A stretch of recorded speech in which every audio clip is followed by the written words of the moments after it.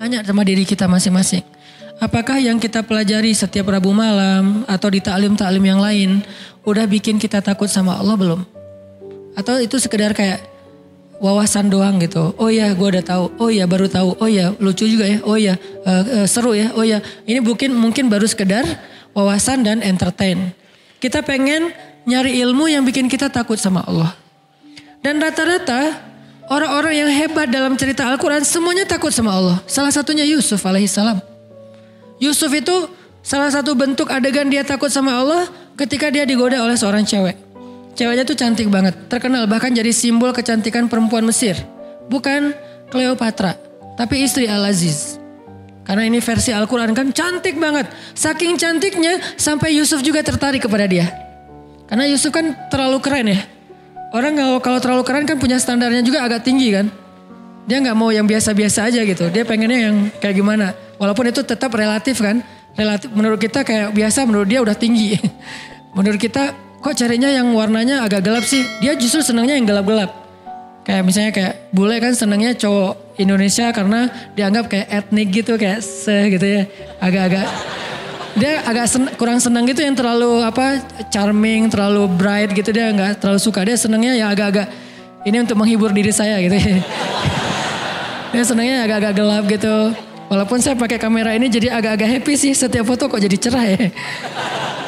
Ya artinya teman-teman bahwa Yusuf punya standar yang tinggi. Kalau dia sampai tertarik dengan perempuan itu berarti itu perempuan cantik banget. Wahammad bihi wahamma biha. Ceweknya suka sama dia, dia juga suka sama cewek itu. Kayak gitu ayatnya. Ham itu ada rasa gairah. Yusuf itu normal, suka sama cewek.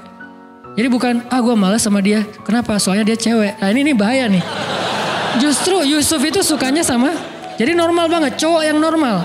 Terus gimana kok bisa kejaga? Gara-gara Allah perlihatkan sebuah tanda-tanda. Ada banyak tafsir tentang kalimat tanda-tanda ini, yang intinya adalah yang saya pengen sampaikan adalah Yusuf takut kepada Allah. Gara-gara takut kepada Allah ketahan. Kebayang gak sih rasa takutnya Yusuf berarti lebih besar daripada hawa nafsunya?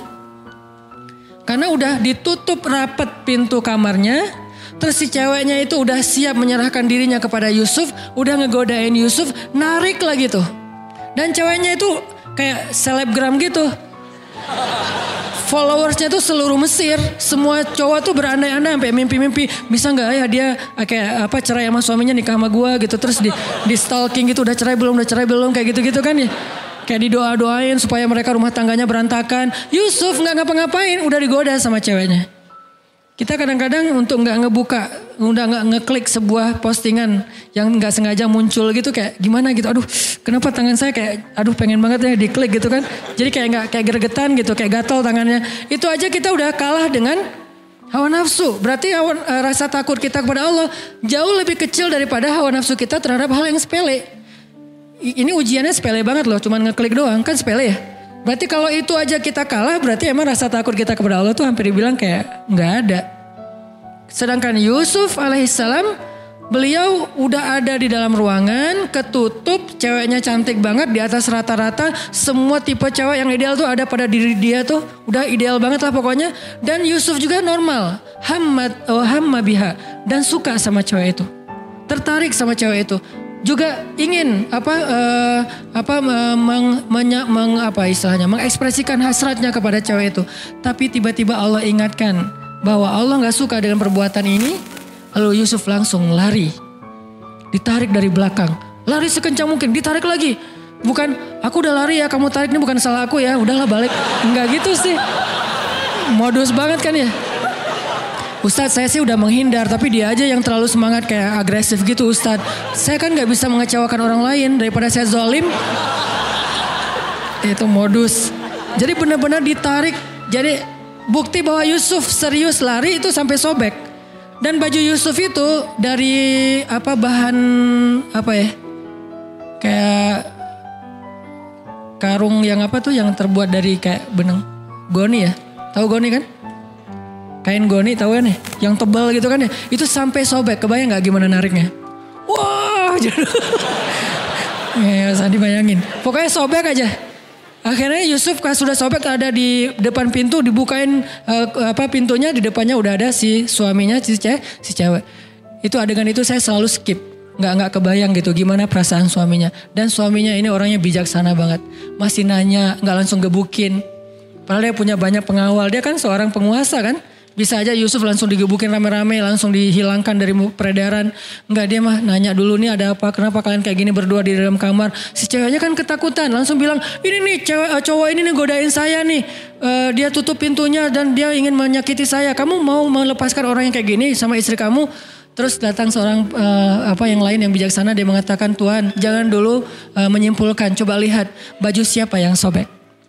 Kalau baju Yusuf yang sobek di depan, berarti Yusuf memaksa cewek ini untuk melakukan perbuatan dosa. Sehingga cewek ini meronta-ronta sobek di depan.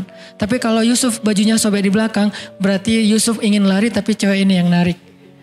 Coba lihat, ternyata di belakang cewek ini udah gak bisa menghindar. Tapi karena ini berita bisa menghebohkan jagat online, bisa viral di mana-mana dan ini membahayakan stabilitas politik negara, akhirnya emang kayak gitu pertimbangan kata ulama tafsir. Akhirnya tetap raja ini menghukum Yusuf. Di sini ada semacam kebohongan publik nih. Kenapa? Karena kalau sampai berita keluar itu adalah ceweknya yang bersalah, maka akan mempermalukan keluarga raja banget. Sehingga tetap Yusuf yang dihukum. Propaganda lah ya. Yusuf dihukum walaupun dia nggak salah dan rajanya udah respect sama Yusuf.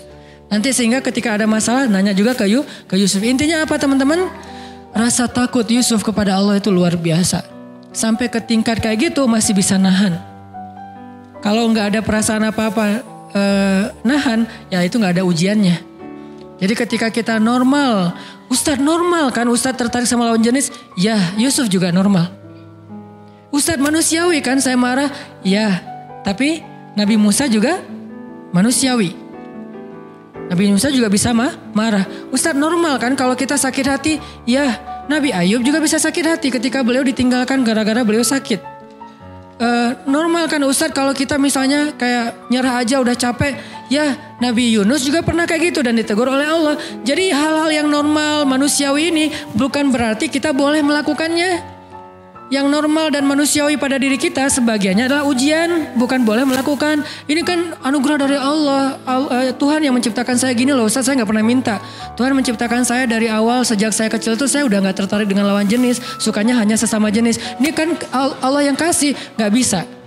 Karena kenapa? Sebagian besar dari yang Allah anugerahkan dalam diri kita, sebagiannya adalah ujian. Halu'a, jazu'a, manu'a, ajula, dha'ifa. Ini kan sifat-sifat manusia yang harus diberesin. Terus ngeberesinnya pakai apa? Innal insana lafi khusr. Manusia kalau cuma ngikutin hawa nafsunya atau ke sisi kemanusiaannya, khusr, rugi. Terus cara untuk mengobatinya? Illal ladzina amanu wa amilus solihat wa tawassaw bil haq wa tawassaw bis shawab. Apa maksudnya? 3 di situ. 1, belajar iman kepada Allah. Jadi kalau kita ngerasa bahwa emang ini kayak bawaan saya dari lahir Ustadz. Emang ini penyakit saya Ustadz. Emang ini manusiawi Ustadz. Tapi saya tahu ini salah. Ini ujian dari Allah untuk saya nih. Dan saya pengen hidup saya jihad melawan ini aja deh. Orang lain mungkin amalnya tahajud. Orang lain mungkin amalnya sholat duha. Orang lain mungkin amalnya sedekah. Kalau saya amalnya lawan hawa nafsu. Dan bukankah Nabi mengatakan melawan hawa nafsu itu jihad yang besar? Hawa nafsunya apa? Macam-macam. Hawa nafsu terhadap lawan jenis. Hawa nafsu terhadap sesama jenis. Sama hawa nafsunya. Lawan jenis nafsu, sesejenis juga nafsu. Cuma agak-agak sedikit gimana gitu. Tapi sama-sama hawa. Sama-sama ham. Rasa yang gairah. Gairah itu bahasa Arab. Gairah dalam diri kita. Nah inilah jihad kita. Cara melawannya gimana Ustaz? Illal ladzina amanu. Belajar iman. Belajar yakin sama Allah. Belajar lebih dekat sama Allah. Belajar lebih mengenal Allah. 1. Kedua, wa amilus solihat. Sibukkan diri kita dengan hal-hal yang positif. Ke masjid, taklim, belajar ngafal Quran, belajar ini, belajar itu. Yang positif-positif lah, membantu orang lain. Yang buat kita tersibukkan dengan hal-hal yang produktif, bermanfaat, positif gitu. Atau bahkan mungkin semangat untuk mencari bikin usaha, bisnis yang penting positif, produktif. 2. Ketiga, wa tawassaw bil haq wa tawassaw bis sabr. Apa maksud dari kalimat ini? lingkungan. Maksud dari watawasau bil haq karena kalimatnya saling berarti lingkungan. Cari lingkungan yang bisa jaga kita, yang bisa menasehati kita, yang bisa mengingatkan kita ketika kita salah. Cari lingkungan itu. Jangan cari lingkungan yang justru membiarkan kita, bahkan menyemangati kita dalam berbuat dosa, bahkan mendorong kita, bahkan menjerumuskan kita. Jangan itu lingkungannya, karena itu nggak akan bisa selamat dari khusr, dari kerugian. Watawasau bil haq, watawasau bis sabr, artinya cari lingkungan yang bisa membuat kita lebih termotivasi dalam kebaikan-kebaikan. Al-mar'u ala dini khalili. Seseorang tergantung siapa temannya. Itu berlaku dalam spiritual, berlaku dalam bisnis. Seorang motivator bisnis mengatakan, kalau Anda ingin menjadi orang sukses, coba perhatikan 5 orang yang paling dekat dengan Anda. Sukses belum? Kalau 5 orang yang paling dekat dengan Anda bukan orang sukses, berarti Anda gak akan bisa sukses. Terus perhatikan berapa pendapatan mereka dalam sebulan. Kali 5 bagi 5 rata-rata. Maka segitulah pendapatan Anda. Itu kata seorang motivator bisnis. Artinya tetap dalam motivasi bisnis saja, teman itu sangat mempengaruhi diri kita, kesuksesan kita. Kalau kita pengen sukses di kampus, berteman dengan 5 orang yang sukses di kampus. Pengen sukses dalam pernikahan, berteman dengan orang yang 5 nikah muda. Insya Allah nikah muda. Kalau 5-5-nya sama-sama Jovisa, ya wajar lah kita sampai sekarang masih. Teman lo siapa? Itu yang lagi ngahulang di pojok situ, kenapa? Habis diputusin, oh ya. Yang kedua, gak bisa move on. Yang ketiga, stalkingin mantan. Yang keempat, jadi 5 temannya semuanya belum bisa move on dari masa lalu gitu. Dan nasibnya sama, diputusin. Gak ada yang nyambung gitu ya. Berarti ya wajar. Perhatikan siapa teman kita. Intermezzo doang. Intinya adalah, tapi serius ya. Intinya adalah dalam amal soleh juga kayak gitu teman-teman. Karena saya kundaian, nahnu du'at walaysa qudat. Kami adalah dai bukan hakim. Jadi saya tidak menjawab pertanyaan itu dari sisi fatwa. Ustaz Abdul Somad sudah menjawabnya dari sisi fatwa tentang masalah LGBT dan segala macam. Itu bagiannya Ustaz Abdul Somad. Allahu alam, beliau lebih mengerti ilmu daripada saya. Saya dai, maka saya ngasih solusi. Solusinya apa? Tadi, belajar iman, belajar amal soleh, cari lingkungan. Karena kenapa? Kita sangat terpengaruh oleh lingkungan. Jadi Nabi Yusuf juga normal, sangat normal. Istrinya Nabi Lut normal. Kalau nggak normal nggak nikah sama Nabi Lut dong. Kan normal kan, berarti istrinya Nabi Lut, bukan istrinya cewek mana gitu. Enggak kan ya? Jadi dia nikah dengan laki-laki, berarti normal dong istri Nabi Lut. Terus masalahnya apa? Dia kayak mendukung orang yang punya ujian. Saya nggak nyebut dengan bahasa lain, saya lebih suka menyebutnya dengan ujian. Karena semua kita diuji, ada yang diuji dengan sifat kikir. Ustadz, saya tuh insya Allah kalau tahajud rajin. Kalau duha, alhamdulillah. Tapi kalau sedekah kenapa ya? Agak-agak berhitung gitu Ustadz. Kayak susah banget mau ngetik angkanya gitu Ustadz. Kalau bisa 0 semua gitu.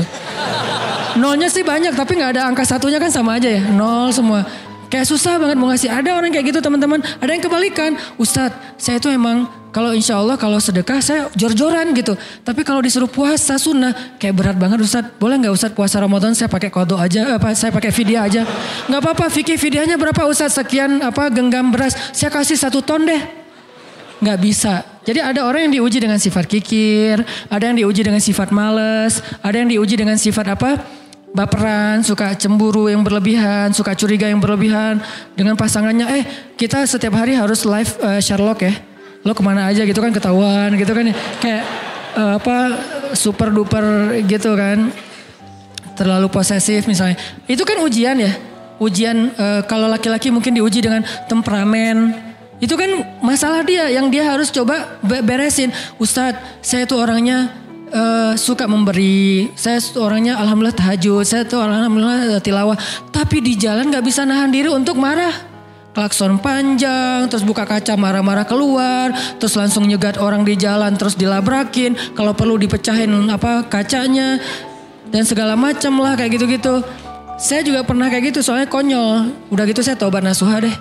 Kenapa? Melototin orang pasti buka, Ustadz, gak jadi, pergi aja. Udah melototin gak jadi gitu kan, malu banget ya. Nah, jadi akhirnya tobat, gak mau lagi kayak gitu sesekali sih masih. Artinya teman-teman, itu kan ujian masing-masing orang. Termasuk ada orang yang ujiannya apa? Gak bisa jaga mata. Gak bisa jaga mata. Susah banget gitu. Yang lain dia bisa zikir astagfirullah, astagfirullah, astagfirullah, subhanallah, subhanallah, subhanallah, subhanallah, subhanallah. Jadi dia tuh kayak lidahnya tuh gampang berzikir tapi matanya tuh susah nunduk gitu. Ngelihatnya ke atas saja kalau di TSB. Kalau di dalam mall ke bawah aja di lantai 2. Jadi kayak ujian dia adalah mata. Ada ujian orang yang lisan. Gak bisa nahan diri dari membicarakan orang lain. Kalau ada teman pasti lo tau gak mulai itu. Lo mau dengar gosip yang terbaru nggak? Ini update banget nih. Mulai lagi. Jadi ujian dia di sini. Ada ujian di sini, di perut. Ada juga yang kalau bahasa Nabi itu di antara perut dengan lutut. Ujiannya adalah hawa nafsunya. Semua orang dikasih ujian oleh Allah untuk dia survive dengan ujian itu. Dan mungkin itulah jalan dia ke surga. Termasuk orang yang tadi ujiannya suka kepada sesama jenis. Itu ujian dia. Saya nggak mau menjudge dengan istilah penyakit atau apa. Itu bagian usaha yang lain. Buat saya itu ujian buat teman-teman yang punya masalah ini. Coba kita beresin. Bukan dia doang yang punya ujian, kita juga punya, cuman beda. Kalau ujian yang lain misalnya kayak ujiannya tuh susah untuk ngelupain kesalahan orang. Ujiannya tuh susah untuk ngobatin sakit hati. Ujiannya itu kayak susah khusyuk dalam sholat. Asal udah sholat, asal udah takbir, banyak ide. Allahu Akbar. Oh iya benar tuh. Jadi asal udah takbir dapat banyak ide gitu. Jadi kayak kalau dia udah mentok, gua sholat pura-pura. Bisa pas itu dapat ide gitu. Pas pura-pura nggak keluar ide. Oh harus beneran ternyata wudhu beneran. Allahu Akbar. Tuh kan dapat ide beneran ya. Jadi kayak ujian banget buat dia sholat khusyuk itu semua orang diuji oleh Allah. Kan Allah menguji kita untuk melihat keseriusan kita dalam mendekati dia gitu. Makanya teman-teman yang punya ujian yang tadi saya sebutin, yuk illalladzina amanu, belajar iman. Belajar iman itu apa Ustadz? Belajar iman itu bukan belajar wawasan, belajar ngerasain iman di sini nih. Cinta sama Allah, takut sama Allah, apalagi kalau udah sampai ke takut, ya udah punya benteng tuh. Sehingga ketika Umar bin Abdul Aziz pertama kali jadi khalifah, lalu dia kayak speech gitu, sambutan presiden baru gitu kan. Ketika dia speech, kalimat pertama yang keluar dari Umar bin Abdul Aziz apa? Inni akhafun nar. Saya takut kepada neraka. Itu kalimat pertamanya Umar bin Abdul Aziz ketika menjabat sebagai presiden. Takut kepada neraka. Itulah yang membuat dia gak bisa tidur malam hari kecuali mau mencari tahu apa masalah rakyatnya. Itu yang membuat dia akhirnya mengeluarkan semua hartanya untuk kebutuhan rakyatnya. Sampai gelang-gelang istrinya diambil. Dia bilang kepada istrinya, yang aku atau gelang.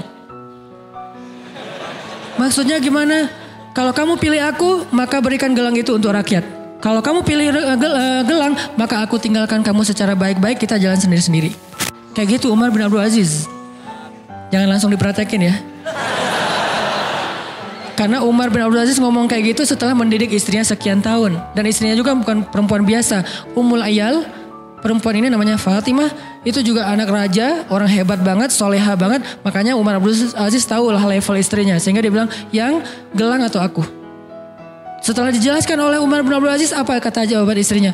Wahai Umar bin Abdul Aziz, yang bukan cuman gelang, dunia dan seisinya kalau kamu minta aku berikan selama Allah ridho kepadaku. Itulah istri yang soleha. Berdoalah semoga kita diberikan makmum seperti istri Umar bin Aziz. Tapi kitanya harus jadi Umar bin Abdul Aziz. Jangan yang gelang atau aku. Buat apa? Mau beli motor baru. Gak benar ya. Mau beli apa misalnya kayak kebutuhan kayak hawa nafsu kita doang. Jangan.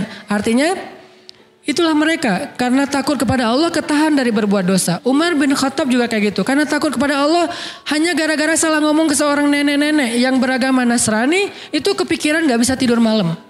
Ada nenek-nenek datang ke Umar bin Khattab bilang, ya Amirul Mukminin, udah jadi Amirul Mukminin, presiden. Ya Amirul Mukminin, saya ini nenek-nenek yang punya banyak utang. Nenek-nenek punya banyak utang, gak sanggup bayar. Boleh gak saya minta tolong dari Baitul Mal supaya saya bisa bayar hutang? Buat apa hutangnya Nek? Kok banyak banget? Nenek kolektor barang-barang antik? Bukan. Saya itu hutang karena gak punya keluarga yang menafkahi saya. Sehingga saya berhutang udah numpuk sekarang. Angkanya sih gak gede. Cuman buat seorang nenek-nenek yang gak punya pekerjaan besar. Akhirnya Umar mengambil dari Baitul Mal dibayarin hutangnya. Gak sengaja Umar ngelihat nenek-nenek ini pakai kalung salib. Umar baru tahu ternyata dia Nasrani bukan Muslim. Akhirnya Umar nanya gini, nenek udah ngeliat kan Islam kayak gimana? Ya gimana menurut nenek, Islam agama yang luar biasa. Kamu adalah seorang pemimpin yang adil. Saya respect banget dengan agama kamu. Nek, kenapa nenek gak masuk Islam? Ngomong gitu. Ya saya udah tua, udah gak sanggup mikir yang kayak gitu-gitu, terlalu berat buat saya. Buat dia tuh ideologi itu berat. Perdebatan mana yang benar mana yang salah berat. Ya udah, oh ya udah, pulang aja Umar. Sampai di rumah Umar kepikiran, astagfirullah ya Allah, apakah saya memaksa nenek itu masuk Islam gara-gara adegan tadi?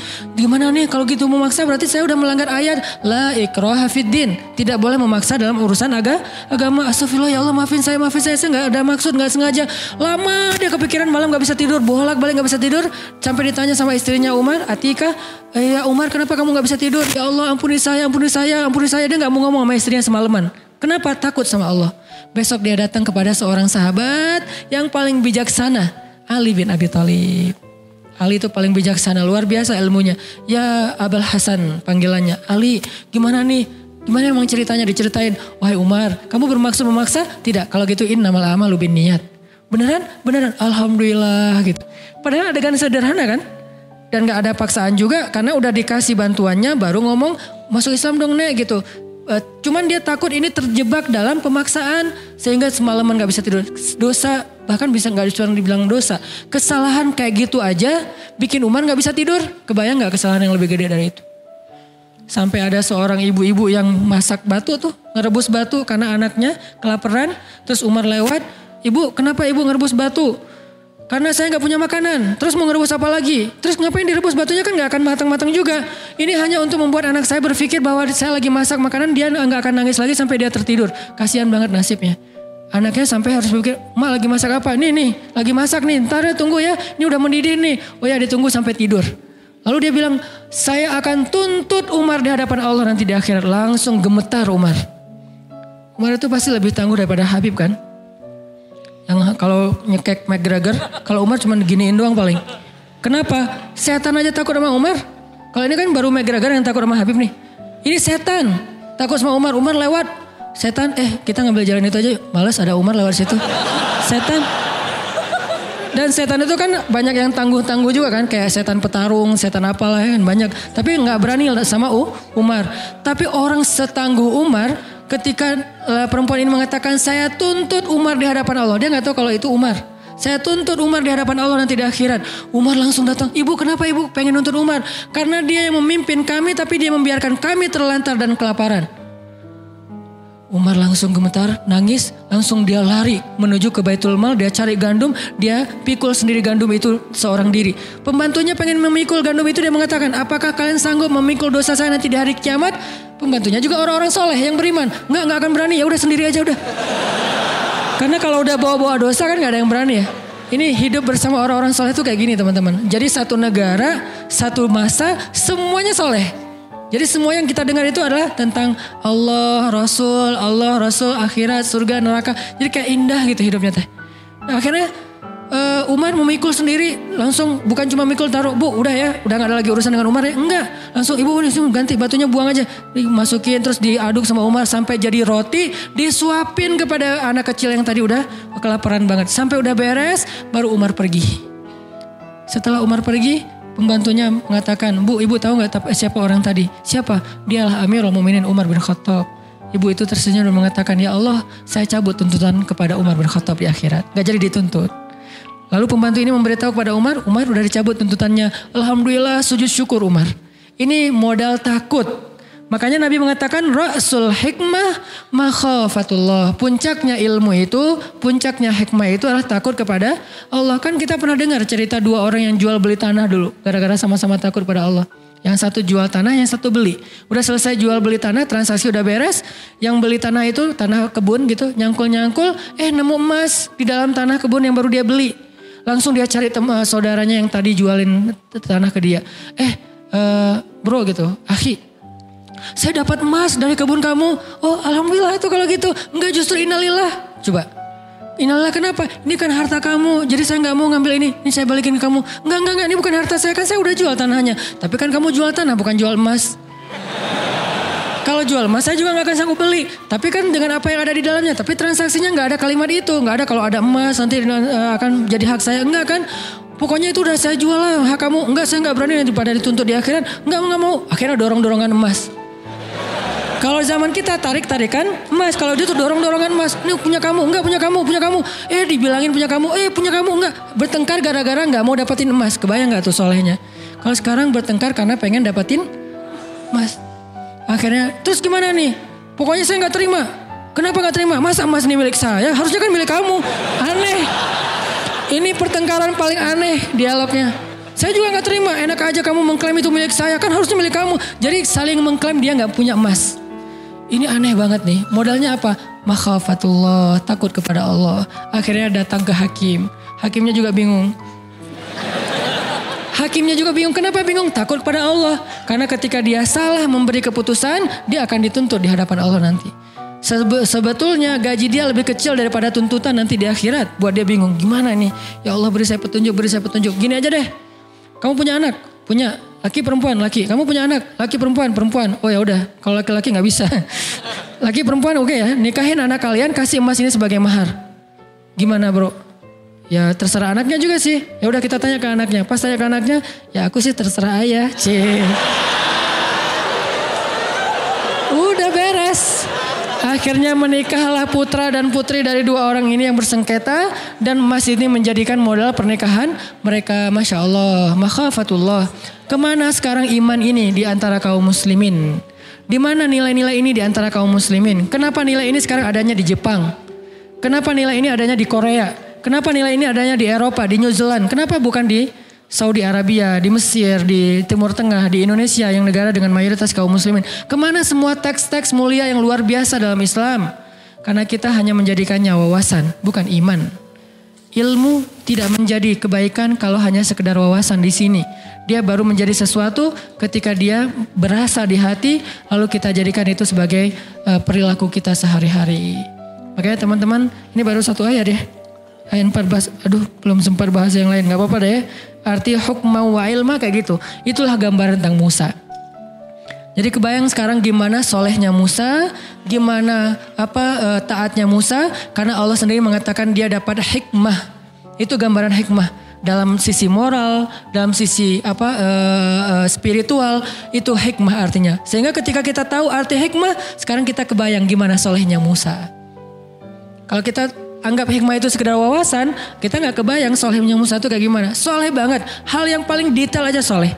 Di zaman Ibnu Mubarak, ada seorang laki-laki minjam, kalau nggak salah Ibnu Mubarak, kalau nggak salah, beliau meminjam pulpen, pena gitu. Pena dulu kan dari kayu ya, bukan pena yang bertinta, penanya doang, nggak ada tintanya. Minjam pena dari kayu tertentu gitu, kayu yang sebetulnya murah banget di Irak. Apa di Basra apa di Kufah gitu, saya lupa juga nama ulama, nanti dicek lagi di beberapa kajian. Nah beliau minjam, terus karena kayak terburu-buru gitu kebawa penanya, kebawa sampai ke Hijaz. Hijaz itu di daerah Arab Saudi. Baru pas buka-buka bagasinya, buka-buka tasnya, ini kan pena yang saya pinjam beberapa hari yang lalu. Akhirnya dia balik lagi ke Irak hanya demi mengantarkan pena itu. Kenapa? Ketika ditanya oleh pemilik pena, jawabannya apa? فَمَنْ يَعْمَلْ مِثْقَالَ ذَرَّةٍ خَيْرًا يَرَهُ وَمَنْ يَعْمَلْ مِثْقَالَ ذَرَّةٍ شَرًّا يَرَهُ. Siapa yang berbuat dosa walaupun sekecil zarrah, apalagi ini lebih gede daripada zarrah, maka nanti akan dipertanggungjawabkan di akhirat. Khauf, takut kepada Allah SWT. Makanya orang-orang yang berilmu itu takutnya kepada Allah itu luar biasa. Belum lagi nanti bentuk ketakutan mereka kepada Allah itu kalau baca Quran nangis. Wa idza tuliyat 'alaihim ayatur rahman wa idza tuliyat 'alaihim ayatur rahman kharru sujjadan wa bukiya. Mereka tersungkur, mereka bersujud, mereka menangis ketika dibacakan ayat Allah. Tersungkur artinya apa? Gak kuat berdiri, itu artinya tersungkur. Kayak Umar bin Khattab, la uqsimu biyaumil qiyamah wa la uqsimu bin nafsil lawwamah ayahsabul insanu allan najma'a 'idhamah bala qadirina ala an nusawwiya banana. Baru berapa ayat dibaca surah Al-Qiyamah, lututnya sudah gemetar. Udah gak kuat menopang lagi tubuhnya. Sehingga tersungkur jatuh. Umar jatuh bukan karena kekuatan musuh. Tapi jatuh karena kekuatan iman. Musuh gak ada yang bisa menjatuhkan Umar.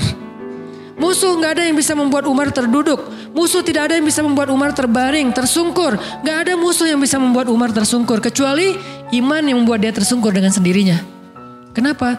Iman Umar bentuknya khauf kepada Allah, takut kepada Allah. Sehingga ketika baca ayat ini tersungkur. Khalid bin Walid. Siapa yang gak kenal dengan nama besar ini? Khalid bin Walid sampai mengatakan, Nabi bilang apa? Hampir tidak ada perempuan yang bisa melahirkan anak seperti Khalid. Hampir tidak ada perempuan yang bisa melahirkan anak seperti Khalid. Saking kerennya Khalid. Jadi susah perempuan bisa ngelahirin anak sekualitas Khalid. Fisiknya, fatonah itu briliannya dalam urusan strategi militer. Dan belum pernah dia duel kalah, itu belum pernah. Dan di tangannya udah belasan pedang patah dalam duel-duel kayak gladiator gitu. Itu Khalid banget. Dan dia saking hebatnya Khalid. Kalau teman-teman mau tahu sehebat apa Khalid, lihat pasukannya. Karena pasukan yang hebat gak mau dipimpin oleh pemimpin yang biasa. Pasukannya itu Musanna, Sa'ad bin Abi Waqqas, Ikrimah. Banyak nama-nama besar dari pasukannya. Saya banyak baca nama tokoh-tokoh hebat dalam Islam. Pasukannya, 1000 pasukannya, 1 orang saja bisa mengalahkan 1000 musuh.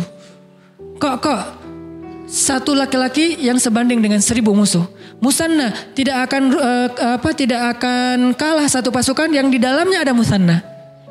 Ini adalah prajuritnya Khalid. Kebayang gak gimana panglimanya? Prajuritnya aja kayak gini.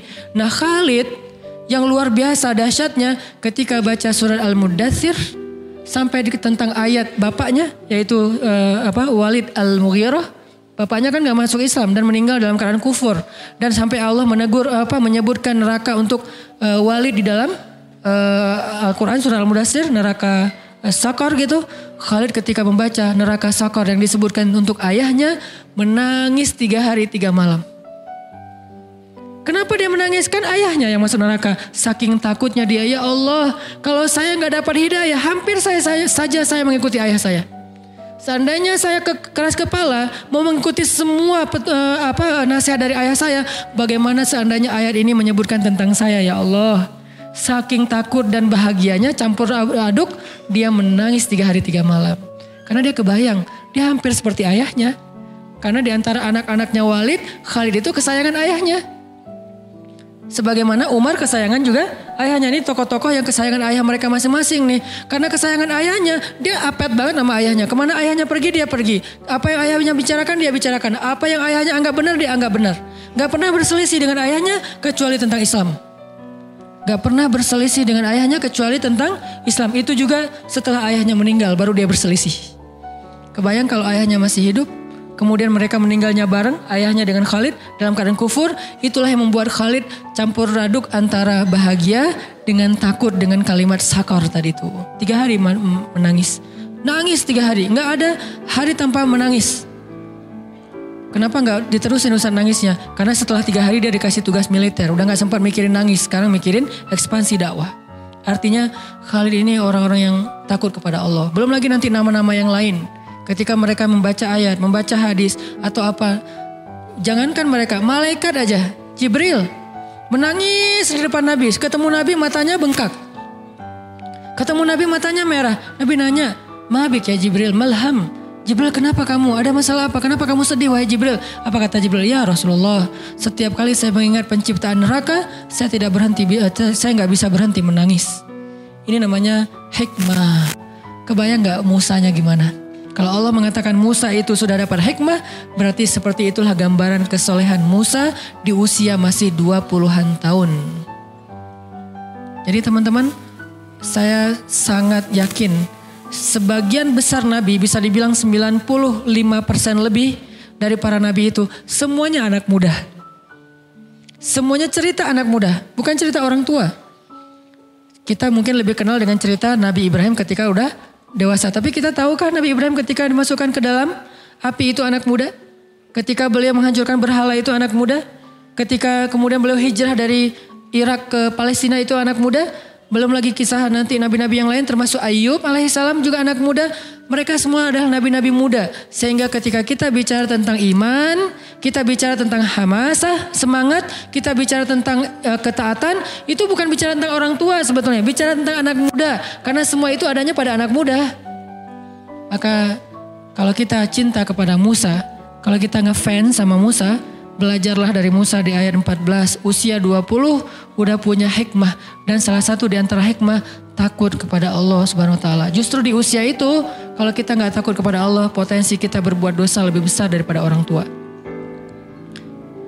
Ya, jadi mungkin malam ini ayat 14 aja dulu ya. Insya Allah pada kesempatan lain kita kembangkan lagi. Namanya juga bedah. Bukan tilawah lagi, tapi tadabur. Jadi gak usah terburu-buru, tapi mudah-mudahan kita dapat banyak ilmu, hikmah dari apa yang kita bahas, terutama dari sosok Nabi Musa alaihissalam, salah satu nabi yang saya ngefans berat, sehingga sering saya cerita-cerita kan, selalu cerita Musa kecil, Musa dewasa, Musa remaja, karena emang buat saya sih Musa itu salah satu nabi yang paling keren lah di antara para nabi, walaupun semuanya keren-keren. Mudah-mudahan kita bisa mengamalkan apa yang kita dengar. Semoga Allah Subhanahu wa taala mengistiqomahkan hati kita di jalannya. Allahumma inna nas'alukal huda wat tuqa wal afafa wal ghina. Allahumma a'inna ala dzikrika wa syukrika wa husna ibadatik. Terima kasih buat teman-teman semuanya. Barakallah. Billahi taufiq wal hidayah. Wassalamualaikum warahmatullahi